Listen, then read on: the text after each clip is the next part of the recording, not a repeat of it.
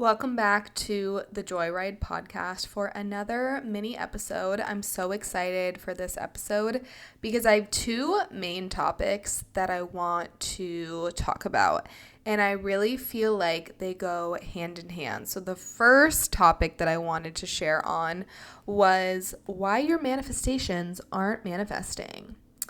Because I'm sure a lot of you have a lot of manifestations and desires that aren't coming to fruition. Trust me, I'm in the same boat, like we all do.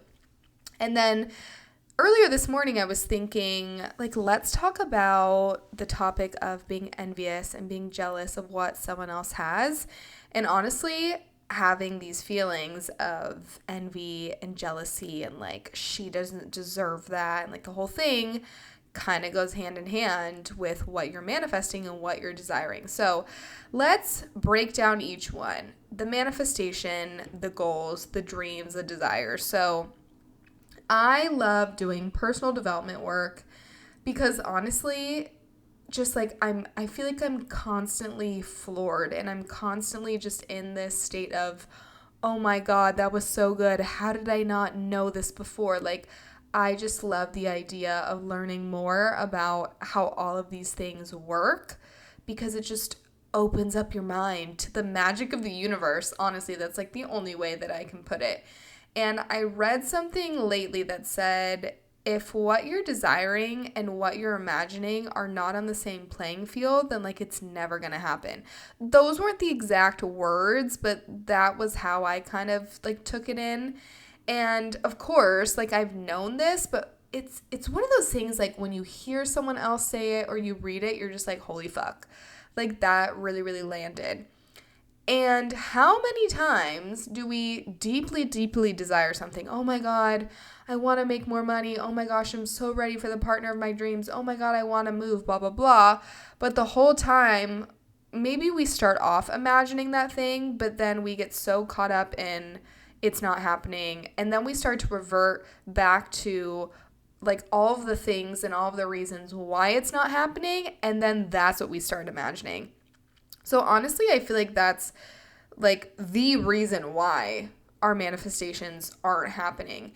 And woven into all of that is, of course, the fear, the lack, the scarcity mindset, all of these, ideas that come up to the surface of why we don't deserve that, why that's not possible. And because of these limiting beliefs that are so rooted in our subconscious, that's why these big, bold, just visions that we have for our life get very easily misconstrued and very, very easily, reconstructed to an image that is not doing us any favors. And it's not the image that we want to keep on replaying in our heads if we want to actually manifest the desire. Because if we think about it, you can desire shit all day. You can desire $1 million, you can desire $10 million, you can desire a yacht and all of these things. But if you're sitting here thinking so poorly about yourself and thinking, I'm not worth that, my value's so little, I'm just working this dumb 9-to-5 desk job, I'm never going to get out of this, it's really your desire's not going to come true. And I just can't remember if I read this or if I heard this, but someone was it doesn't matter how much you desire. It none of that shit matters if what you're telling yourself and what you're envisioning for yourself is it's not, again, an equilibrium with that desire. And I was damn, this shit really, really hit. Because, I do it myself. We all do it. And as much as I believe that we truly are capable of anything, there are things that I still have so much trouble around manifesting. That's just the freaking truth.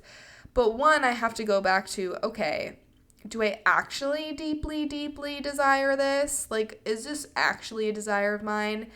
And then the next step is figuring out, what the fuck is blocking me from actually manifesting this if it is, a true desire. And I would say for the most part, for me, it's the lack of actually believing that it's possible, which is the hardest part of everything. But if you do the work, if you actually continue to do the work, and I'm not just meaning you sit down for one fucking meditation. You're like, I'm healed, I'm cured, I can manifest everything. Like, no, that's not how it works. But you continue doing the work. You continue waking up every day and rewiring your mind. You start telling it different things. You start affirming different things. You engage in like really powerful, potent visualization meditations, hypnosis. Like there truly are so many ways to change the way that you think. And it's what I work on with coaching clients, whether you have a business, whether you are just trying to, change things in your life, whatever it is, like it just takes a lot of work. But this idea of your desires and what you're imagining, and beyond just what you're imagining, what you're telling yourself, really everything has to be like in a straight line. You can't have one thing on one end of the spectrum, and you can't have something all the way on the other end of the spectrum and just think that one day magically everything's just going to come together and work out. Like, no. And I totally 100% believe that that's when miracles happen, and that's when people truly start to experience these like massive miracle like shifts in their life, because everything is in alignment.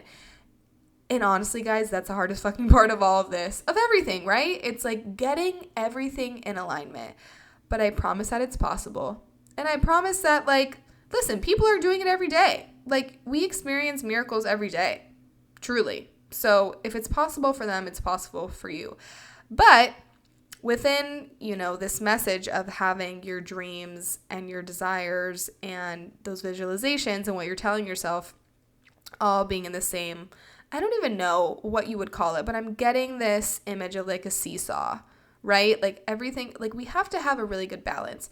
Okay, now I'm getting the image of like Libra and the scales. Like we have to have that, very fine balance there. But there's this one woman who I'm friendly with. I'm not going to mention her name because I don't even need to mention her name. Like that's not what it's about. She lives such a grand, such a full, such a rich life. Like her life and the things that she's doing and where she's going and what she's wearing, it really just feels like, damn bitch, you got this figured out. Like what is happening here? And like she's someone that I've talked a lot about with one of my best friends, and we're always just like I need the tell all. Like, does she come from money? Is she really making this much money? Like, the girl is just absolutely living her best life. And I used to be the girl that, like, I would watch these YouTube videos. I'm such a YouTube girl at heart.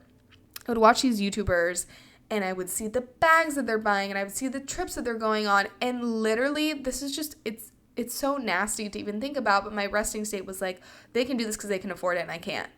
Like, it was so fucking quick. The way that my subconscious just, like, anytime I saw something like this, it would just go into fight or flight and be like, they can afford it, I can't. And I got to this point where I started to realize this pattern that was happening, and I was like, I don't like this at all. This is not good. Like, Rebekah, you can't guilt and shame yourself into creating a new reality. Like, if they're doing it, so can you. And I now believe anytime I see someone living this very extraordinary, very extravagant, fulfilling life, like, one, I think it's okay to have jealousy and a little bit of envy, because at the root of that is like you just want it. So clearly there's a desire there, which, like, you need to have that little bit of spice and a little bit of oomph to look at someone else and be like, fuck, I want that too. Which is how most people operate.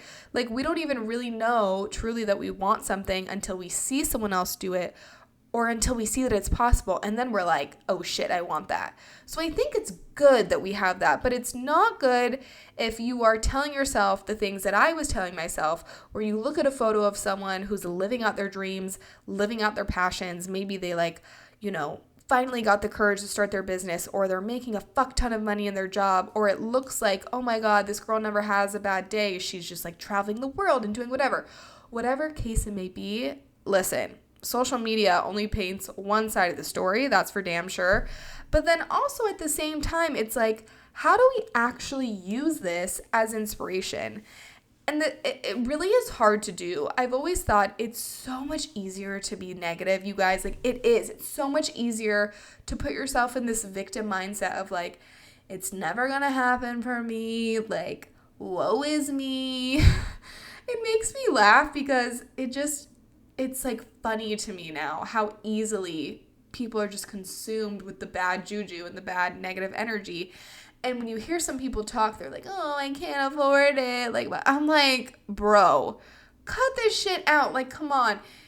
Almost like play a game with yourself. It's so much more fun to think in terms of optimism and expansion. And, like, you really have to train yourself, though. Because, again, I'll look at this girl's photos and be like, fuck, I'm never going to make as much money as her.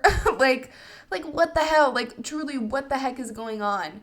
But I've been starting to incorporate this practice of looking at her and looking at her success and her vibrancy and just, like, how happy she is. And I'm like, good for her. Like, and to almost, like, one-up yourself, to look at these people and not only say good for them, not only say you deserve this, but, like, I want you to get more of that. But then you start to do it and then you feel really, really good.